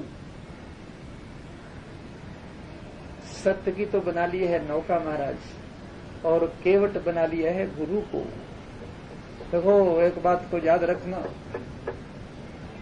अगर अंधेरी रात हो, बादल गरज रहे हों, बिजली कड़क रही हो और नदी दोनों तटों को तोड़कर बह रही हो और तुम्हें नदी के पार जाना है और नदी के किनारे नौका लगी हुई है, माझी वहां नहीं है, नौका को बांध कर चला गया है, तुम कभी गलती से उस नौका को खोलकर उसमें बैठ मत जाना। तुम्हें न तो नौका चलानी आती है, न तुमको तैरना आता है। कभी ऐसी भूल मत कर लेना। तुम केवट की खोज करना। जो नौका को चलाना जानता है, नाव मिली केवट नहीं। नाव मिली केवट नहीं, कैसे उतरूं पार? नौका तो मिल गई पर केवट नहीं है, पार कैसे उतरूं? देखो, ये जो किताबें पढ़ते हो, पुस्तकें पढ़ते हो, ये जो मंदिरों में जाते हो, मस्जिदों में जाते हो, चर्चों में जाते हो, गुरुद्वारों में जाते हो, ये तुम्हें पार नहीं ले जाएंगे। देखना, गलत मत समझ लेना, उल्टा मत समझ लेना। ये पार ले जाने वाली चीजें नहीं है, ये केवट नहीं है। ये केवट तो गुरु होता है, जिंदा गुरु केवट होता है, जो तुम्हें कहता है बैठ नौका में। जैसे श्री कृष्ण ने कहा है, ये तू सर्वाणी कर्माणी मई संन्यास्य मत परः अनन्य नैव योगेन मां ध्यायन्त मुपास्ते तेषाम महं समुद्धर्ता मृत्यु संसार सागरात्। श्री कृष्ण कह रहे हैं, जिसने सब कुछ मुझ पर छोड़ दिया, सब कुछ मुझ पर छोड़ दिया, उसके लिए नौका लेकर खड़ा हो जाता हूं और उसको कहता हूं बैठ इसमें। तुम्हें कुछ करने की जरूरत नहीं, केवल मेरी ओर देखो और तुम्हें मैं पार लेके जाता हूं। भक्त भगवान से ये कहता है कि महाराज जिस समय मेरी मृत्यु होने लगेगी, मेरे हाथ तो चलेंगे नहीं, माला कैसे घुमाऊंगा? ये महाराज मेरी जीभ तो लड़खड़ा जाएगी, उसमें आपका नाम कैसे लूंगा? महाराज मेरा मस्तिष्क तो खराब हो जाएगा, लकवा लग जाएगा, उस समय मैं आपका चिंतन कैसे करूंगा? भगवान कहते हैं तुम घबरा मत, अगर ऐसी स्थिति आ गई तो मैं तुम्हारे आसन पर बैठ के तुम्हारी ओर से माला जपूंगा, तुम्हारी ओर से नाम लूंगा और तुम्हारी ओर से तुम्हें भवसागर से पार उतारूंगा। केवल मुझ पर छोड़ने की साहस कर। ये कहे कि तू ही है, मैं नहीं हूं। तू बार बार ये मत कहे मैं हूं मैं हूं मैं हूं। देखो ये परमात्मा जो है, ये हमारे हृदय में जो मैं बैठा हुआ है ना, एक ही म्यान में तलवार एक ही रहेगी। ये हमारा हृदय है, ये म्यान है, या तो इसमें मैं को रख लो और या इसमें परमात्मा को रख लो। एक म्यान में दो तलवारें नहीं आएंगी, या तो मैं कर लो और या तू कर लो, बस दोनों ही बातों में दोनों नहीं। ये तुम्हारे हाथ की बात थोड़ी है, तुम दोनों हाथों में लड्डू रख लो। या तो मैं रहेगा या तू रहेगा, या तो कहो तू ही है और या फिर कहो मैं ही हूं। अगर मैं ही हूं कहते हो तो मरो दुनिया में, रात को नींद नहीं आएगी, दिन को भूख नहीं लगी आएगी। जब खुद ही तुम गठरी सिर पर उठा रहे हो, इतना वजन उठा रहे हो, तो मरो, मरने की कौन चूकता है? फिर नींद भी हराम होएगी, फिर भूख भी हराम होएगी और फिर बेचैनी भी रहेगी, फिर व्याकुलता भी रहेगी। जब कोर्ट में अपराधी जाकर खुद कहता है कि मैंने खून किया, तो उसके लिए गवाह की जरूरत क्या है? जब खुद ही तुम मैं कर रहे हो, फिर परमात्मा की आवश्यकता ही क्या है? फिर तुम जय जगदीश हरे की आरती क्यों करते हो? फिर ये चंदन क्यों घिसते हो? फिर माला क्यों बनाते हो? फिर आरती क्यों करते हो? फिर भोग क्यों लगाते हो? फिर मंदिरों में जाकर के पल्लू क्यों पाते हो? मुझे बड़ा आश्चर्य आता है।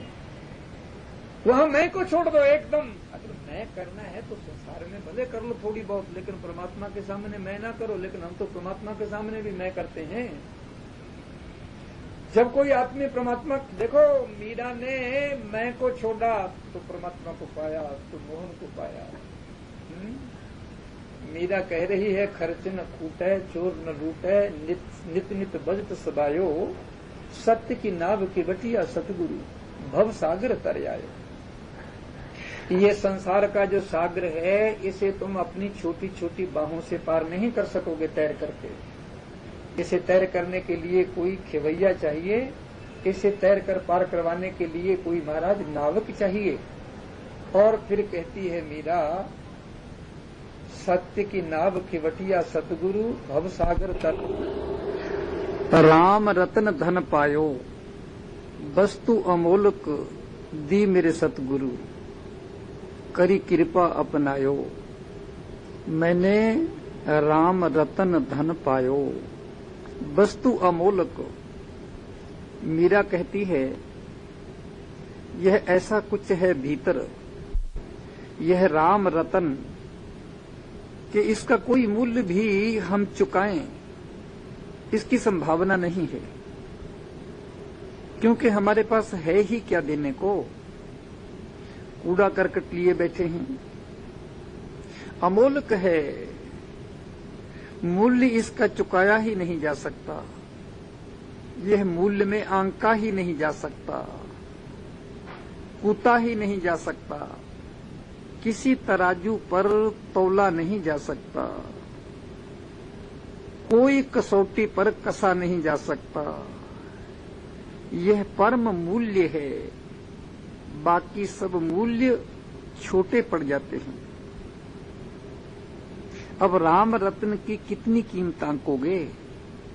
करोड़ आंकोगे कि 10 करोड़ आंकोगे कि 10 अरब आंकोगे कि शंख आंकोगे?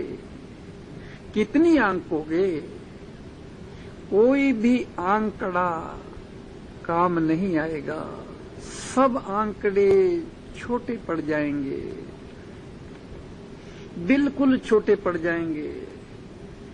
यह जो मीरा कह रही है मैंने राम रतन धन पायो, यह राम रतन अमूल्य है, इसका कोई मूल्य नहीं। इसलिए हमारे कोई मूल्य इसके काम नहीं आ सकते। फिर भी हम राम रतन नहीं खोजते। हम बड़े डरे हैं कि कहीं राम रतन खोजने में हमारे पास जो संपत्ति संपदा हम सोचते हैं वो कहीं खोनी ना पड़े। तो जो हमारे पास धन है, ये जो बाहर धन दिखाई दे रहा है ना, हम सोचते हैं कि राम रतन धाने में कहीं वो हमारा बाहर का धन चला ना जाए। कमाल है, क्षुद्र बातों पर लोग अटके हुए हैं। बड़ी क्षुद्र बातें हैं, बहुत छोटी बातें हैं। विचार करोगे तो हंसी आएगी। किसी का मोह धन में है, किसी का मोह मकान में है, किसी का मोह जमीन जायदाद में है, किसी का मोह बंगलों में है, किसी का मोह मोटरों में है, किसी का मोह तिजोरियों में है, किसी का मोह कुर्सियों में है, किसी का मोह पदों में है, किसी का मोह मान सम्मान में है। पता नहीं है तुमको, ये सब छिन जाने वाला है। यह मकान तुम्हारा कितनी देर तक रहेगा? तुम्हें मालूम नहीं है कि ये सराय है? तुम्हें ये पता नहीं है कि ये रैन बसेरा है? तुम्हें ये मालूम नहीं है कि ये धर्मशाला है? अरे बाबरो, तुम नहीं थे तब भी ये मकान थे, और तुम नहीं रहोगे तब भी ये मकान रहेंगे। कोई और इसके बासी थे, फिर और कोई और इसके बासी हो जाएंगे। तुम 2 दिन के मेहमान हो। इस रैन बसेरे को, इस धर्मशाला को, इस सराय को अपना मत कहो। यदि तुम इसे अपना कहोगे तो दुख होगा, संताप होगा, पीड़ा होगी, क्लेश होगा, तुम्हें कष्ट होगा।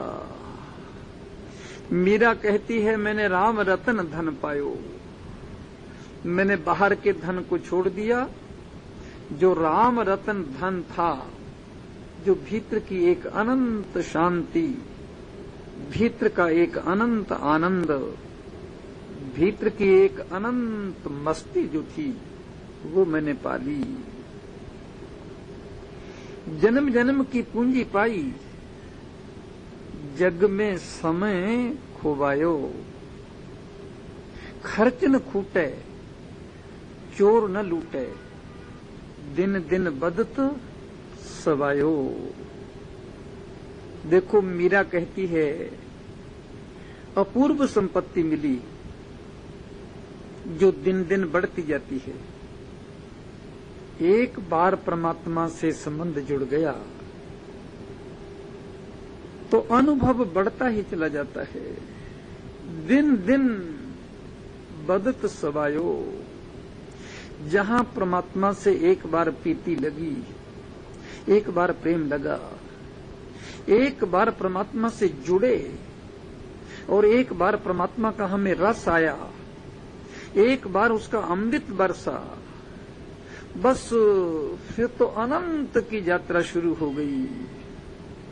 अब ये समाप्त होने वाली नहीं है। न तो इसे कोई चोर ले जा सकते हैं और न तुम इसे खर्च कर सकते हो। ये संपदा ऐसी है, ये संपत्ति ऐसी है, ये धन ऐसा है कि इसे कोई छोड़ नहीं सकता, कोई चुरा नहीं सकता। सत्य की नाव खेवटिया सतगुरु, भवसागर तरी आयो। मीरा कहती है, सत्य की नाव बनाई और सतगुरु को खेवटिया, माझी बनाया, सारे संसार से तैरा दिया। भवसागर के पार उतार दिया। मीरा के प्रभु गिरिधर नागर हरख हरख जस गायो। आहा, मीरा कहती है अब तो मेरे पास कुछ और है ही नहीं सिवाय इसके कि उन्मत्त हूं, हर्षूं, उल्लास से भरूं, पांव में घुंघरू बांध कर और हाथों में एक तारा लेकर हरख हरख जस गायो। अब तो मेरे जश के गीत गाऊं, भगवान की कीर्ति के गीत गाऊं, इसके सिवा और मेरे पास कुछ भी नहीं है। तूने इतना दिया, बस धन्यवाद ही धन्यवाद।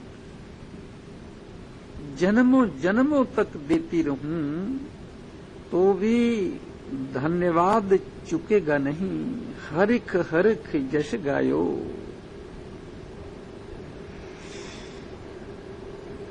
इस दुनिया में तो सब दुखी हैं, इस दुनिया में तो सब उदास हैं, इस दुनिया में तो सब निराश हैं, इस दुनिया में तो सब हताश हैं, इस दुनिया में तो सब खोए खोए हैं, इस दुनिया में तो सब डूबे डूबे हैं, इस दुनिया में तो सब लुटे लुटे हैं। आहा, इस दुनिया में कोई हृदय नाचता हुआ मिलता नहीं है। इस दुनिया में कभी सौभाग्य से कोई कह पाता है पग घुंघरू बांध मीरा नाची रे। आहा, तुम कह सकोगे? क्या कभी तुम्हारे मन में ये भाव पैदा हुआ है कि पांव में घुंघरू बांधें और नाचें? क्या कभी तुम्हारे मन में ये उल्लास पैदा हुआ, ये उमंग पैदा हुई? क्या ये रुचि जागी? क्या ये तारे और सितारे तुम्हारे हृदय में चमके? क्या तुम्हारे भीतर पक्षियों ने गीत गाए? तुम भी ऐसा कह सको, इसकी संभावना बहुत कम है। तुम भी हरख हरख जश गायो, बहुत कम है इसकी संभावना। लेकिन एक काम करना पड़े, बस एक काम, अपने को पोंछ डालो, अपने को हटा कर रख दो। मरना पड़े, मृत्यु के पहले मरना पड़े। मृत्यु तो शरीर को छीनेगी, तुम्हें और गहरी मौत चाहिए। वह मौत है कि तुम अपने अहंकार को मिटा दो। तुम्हें अहंकार की दृष्टि से आत्मघात करना पड़े तो ही राम रत्न मिलता है। ऐसे राम रत्न मिलता नहीं। जो मीरा ने कहा है मैंने राम रत्न धन पायो, उतनी कीमत पर मिलता है। इससे कम कीमत पर राम रतन रूपी धन नहीं मिलता। हालांकि जब मिल जाता है तब पता चलता है वस्तु अमोलक दी मेरे सतगुरु, तब तुम पाते हो जो खोया वो तो कुछ भी नहीं था, वो तो एक छाया मात्र थी। जो खोया वो तो माया मात्र थी, और जो मिला वाह वो तो अनंत था, वो तो परमात्मा था, वो तो सत्य था, वो तो शांति थी, परम शांति, परम आनंद। गुरु करता क्या है? वस्तु अमोलक दी मेरे सतगुरु, कर कृपा अपनायो। मेरे गुरु ने मुझे अमोलक वस्तु दी जिसका कोई मूल्य नहीं। अरे सोचो तो सही, गुरु करता क्या है, गुरु का काम क्या है, गुरु का धंधा क्या है, गुरु की ड्यूटी क्या है, गुरु तुम्हें देता क्या है और तुम गुरु से लेते क्या हो। जब कोई गुरु तुम्हें तुम्हारी आदतों से जगाता है तो तुम्हें पीड़ा होती है या नहीं होती? थोड़ा सोचो। सुबह तुम बड़ी गहरी नींद में सो रहे हो, बड़े मजे के सपने देख रहे हो और कोई हिलाने लगता है कि उठो, जागो, प्रातःकाल हो गया। और यह भी हो सकता है कि रात तुम कह कर के सोए हो कि मुझे उठा देना, मुझे फलाना काम करना है, मुझे अमुक काम करना है, मुझे उस धंधे पर जाना है। तुम्हारे ही कहने के कारण कोई आदमी तुम्हें सुबह उठा रहा हो, तुम्हें मालूम है तो भी दुश्मन मालूम पड़ता है भैया। तो भी लगता है कि दुष्ट कहां से आ गया, ये नीच कहां से आ गया, ये पापी कहां से आ गया। इसको जरा भी अकल नहीं है कि अभी जरा सी नींद आई है, जरा सी आंख लगी है, अभी एक करवट भी तो और ले लेने दे। तुम खुद कहते हो तो भी जगाने वाला दुश्मन मालूम पड़ता है, बैरी मालूम पड़ता है, शत्रु मालूम पड़ता है।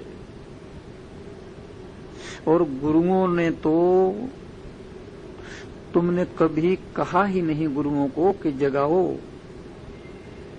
और ये तुम्हारी नींद बड़ी पुरानी है, बहुत पुरानी है और बहुत गहरी है। और गुरु वे तुम्हें झकझोरे डालते हैं, वे तुम्हें हिलाते हैं, वे कहते हैं उठो, जागो, आंखें खोलो, अरे चेतो।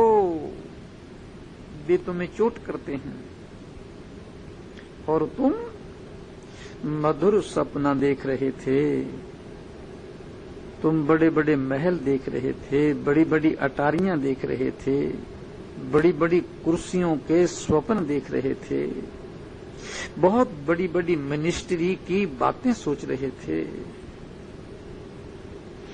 तुम तो स्वर्ग के स्वप्न देख रहे थे महाराज। वो जब स्वर्ण सिंहासनों के स्वप्न देख रहे थे वो तुम्हारे टूट जाते हैं, छूट जाते हैं, तो तुम गुरुओं को अच्छा नहीं मानते। लेकिन मीरा तो और ही बात कह रही है, वस्तु अमोल्क दी मेरे सतगुरु, कर कृपा अपनायो। मेरे गुरु ने तो ऐसी कृपा की, ऐसी कृपा की और ऐसी कृपा की कि सदा के लिए मेरी आंखें खोल दी। देखो, तुम गुरु को साथ लेकर चलो, बिल्कुल साथ लेकर चलो, अकेले चलो ही मत। अकेले चलने में बड़े दुख हैं, अकेले चलने में बड़ी पीड़ाएं हैं, अकेले चलने में बड़ी बाधाएं हैं और अकेले चल भी नहीं सकोगे। अरे तुम्हें ज्ञान ही क्या है, तुम्हें बुद्धि ही क्या है, तुम्हें अकल ही क्या है। यदि 4 पैसे कमाने की और धन कमाने की तुम्हारे में अकल आ भी गई और यदि तुम्हें बड़े बड़े पद और कुर्सियों पर बैठने की थोड़ी अकल आ गई, थोड़ा होश आ गया, तो इससे क्या बनता है। देखो, अंतर जगत की यात्रा में और भीतर का धन कमाने में राम रतन धन को पाने के लिए तुम्हें गुरु को साथ लेकर चलना पड़ेगा, बिल्कुल साथ लेकर चलना पड़ेगा। बिना गुरु के काम नहीं चलेगा। सोचो, अकेले तुम काम का मुकाबला कर सकोगे, क्रोध का मुकाबला कर सकोगे, लोभ का मुकाबला कर सकोगे, मोह का मुकाबला कर सकोगे, अहंकार से निपट सकोगे, राग द्वेष से निपटारा कर लोगे। अरे तुम वासनाओं से लड़, वृत्तियां तुम्हें छोड़ देंगी क्या? ये तुम्हारे विकार तुम्हारे पीछे पड़े हुए हैं, ये तुम्हारे अकेले के बस के नहीं हैं तुम्हारे अकेले के बस के। ये बहुत पुरानी बीमारियां हैं, ये बहुत पुराने रोग हैं, ये तुम्हारे अकेले से बस आने के नहीं हैं। देखो, एक बार की बात है, मैं वाराणसी में पढ़ता था। मेरे पास एक वेस्टर्न वॉच घड़ी थी, जेब की, किसी मित्र ने दी थी। वो घड़ी चलते चलते बंद हो जाती थी। मैं उसे थोड़ी सी हिला देता था तो चल पड़ती थी, फिर वो हिलाने पर भी नहीं चले। तो एक बार मेरे मन में आया कि क्यों न इस घड़ी को मैं ही खोल करके देख लूं। मेरे ही मन में क्यों, सभी के मन में ऐसी बात आती है। मैंने उस घड़ी को खोल लिया, उसके पुर्जे निकाल लिए।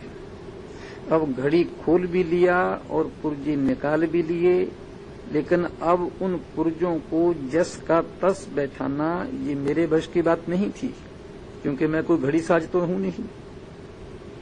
मुझे ये पता ही नहीं कि किस पुर्जे को कहां लगाना है। अब मैंने जहां के तहां उन पुर्जों को लगाया, जोर भी लगाया। बारीक थे पुर्जे, कुछ टूट भी गए, कुछ टेढ़े मेढ़े भी हो गए।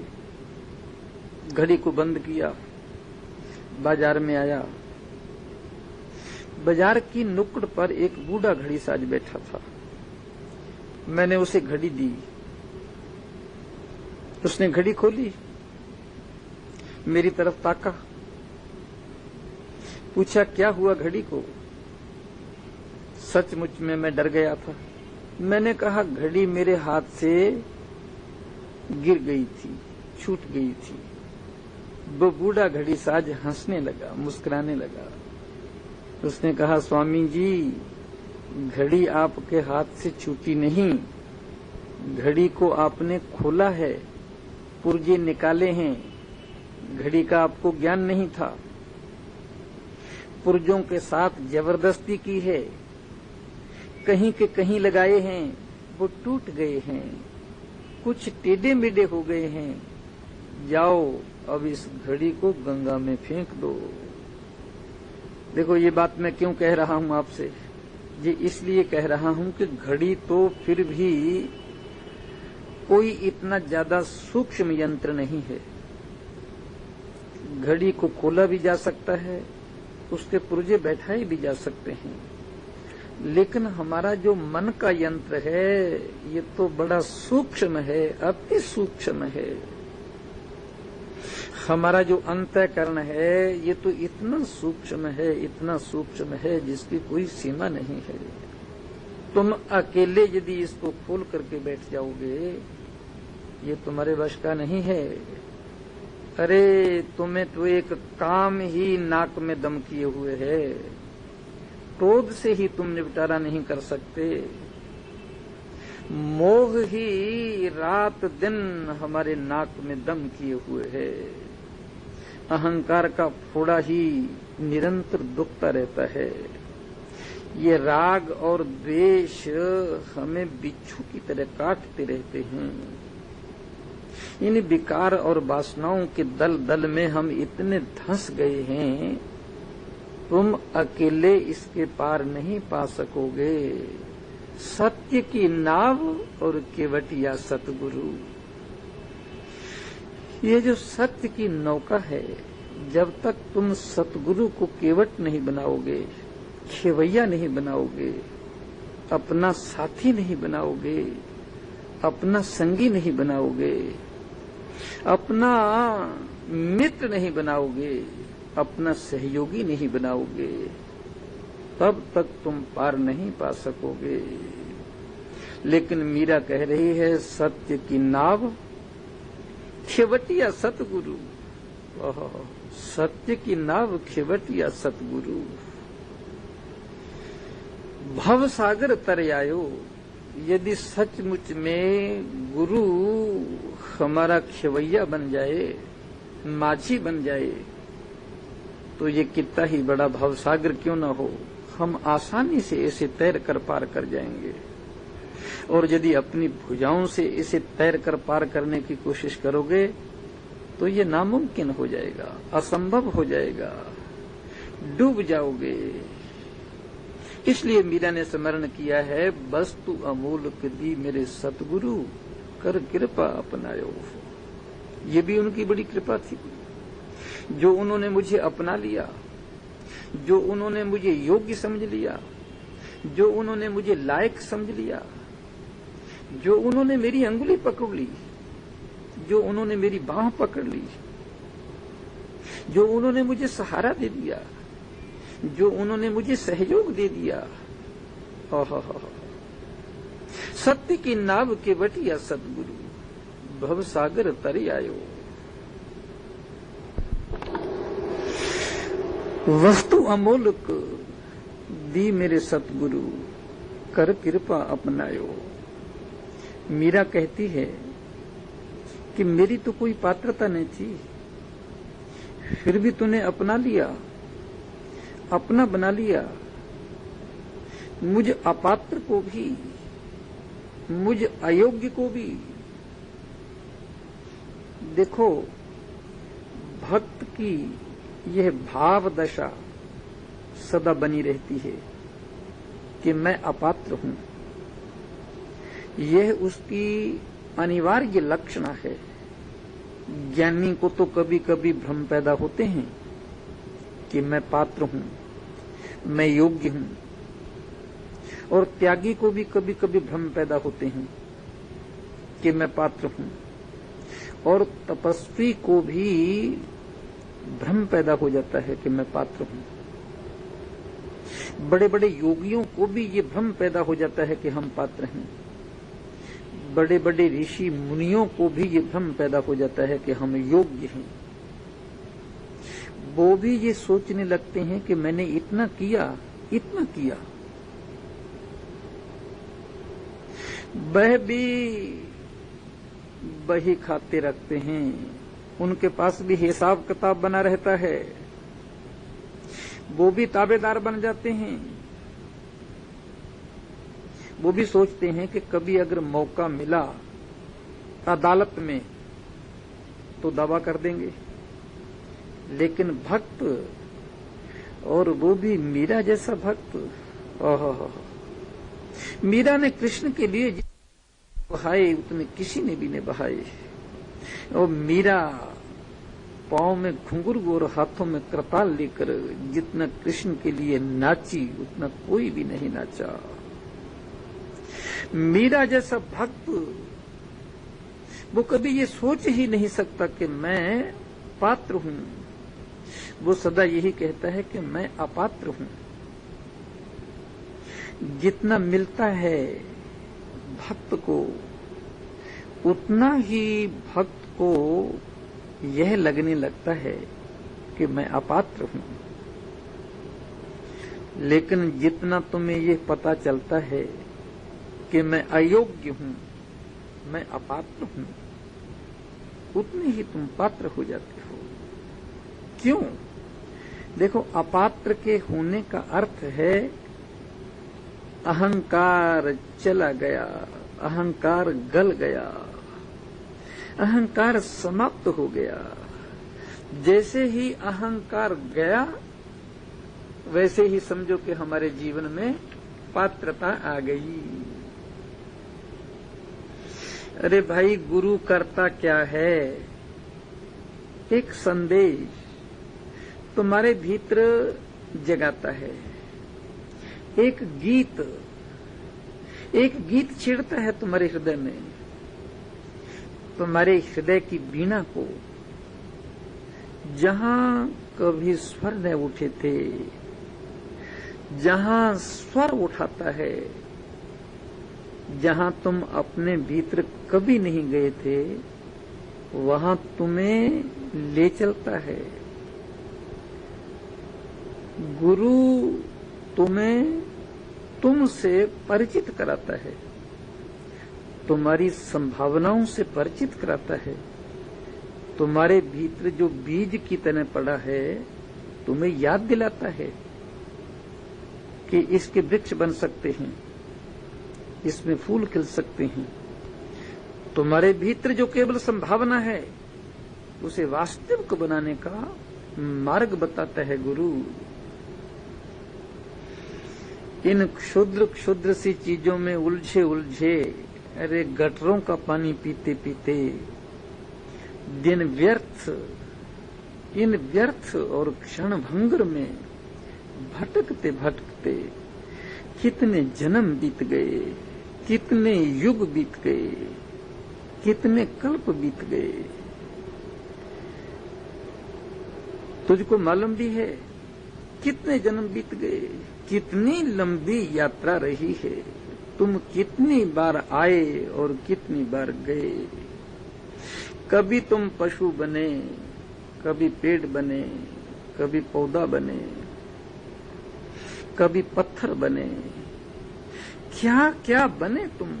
कभी कीट बने, कभी पतंग बने।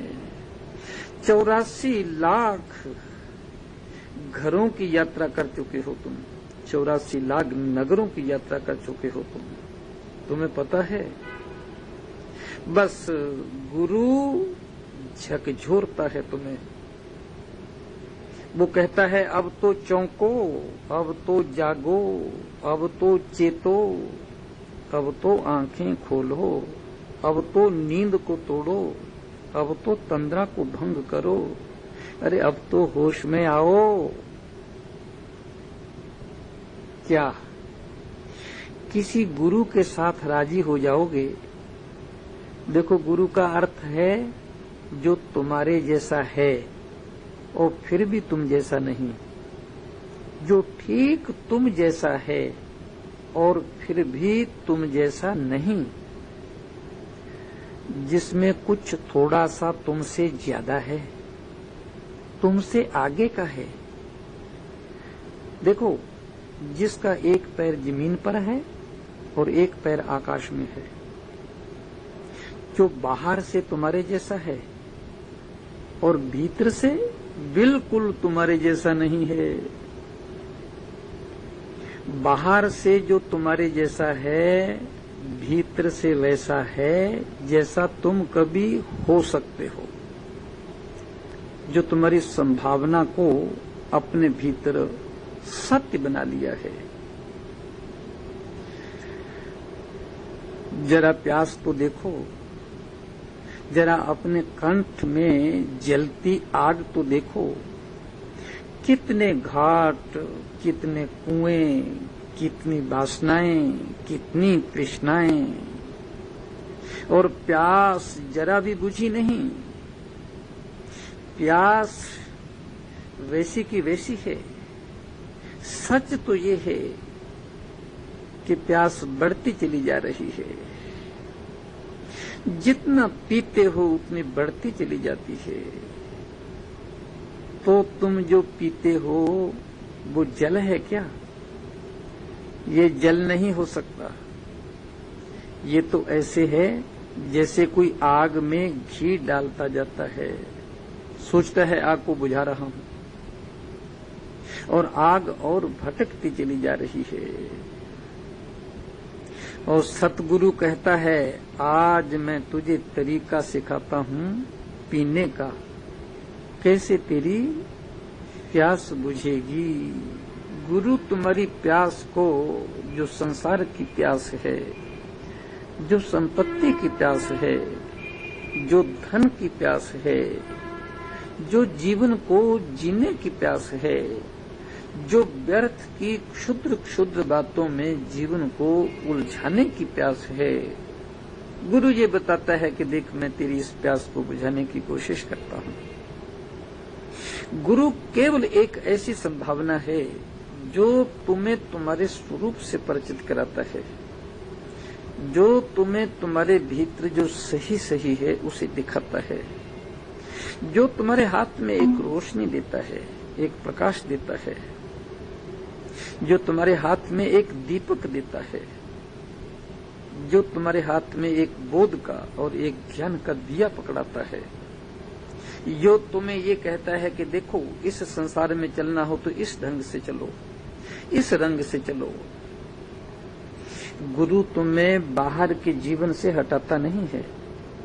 कोई गुरु ये तुम्हें नहीं कहेगा कि तुम पत्नी छोड़ दो, तुम पति छोड़ दो, तुम परिवार छोड़ दो, तुम बेटे बेटी छोड़ दो, तुम अपना शहर छोड़ दो, तुम अपना बैंक बैलेंस छोड़ दो। कोई गुरु क्यों कहेगा ये बात? ये कहने की ही नहीं है और इसके कहने का कोई तात्पर्य भी नहीं है। गुरु सिर्फ इतना कहता है कि जहां तुमने इस धन को बटोरा है, इस धन को जमा किया है, इस धन को इकट्ठा किया है और इस धन के लिए तुम मरे हो, खपे हो, पूरी जिंदगी इसमें लगा दी है, लेकिन इससे तुमने पाया कुछ भी नहीं है। इससे तुम्हें कोई सत्य नहीं मिला, कोई संतोष नहीं मिला, कोई शांति नहीं मिली, कोई आनंद नहीं मिला। तो तुम जरा सोचो, रुक कर सोचो, गंभीरता से सोचो, फिर तुम किसी और संपत्ति, किसी और धन, किसी और संपदा की खोज भी तो करो। जिसे मीरा कह रही है कि मैंने राम रतन धन पायो, मैंने राम रतन रूपी धन को पाया और उस धन को पाकर मैं कृतकृत्य हो गई। मैं सदा धन्यवाद से भर गई, मैं अहोभाव से भर गई।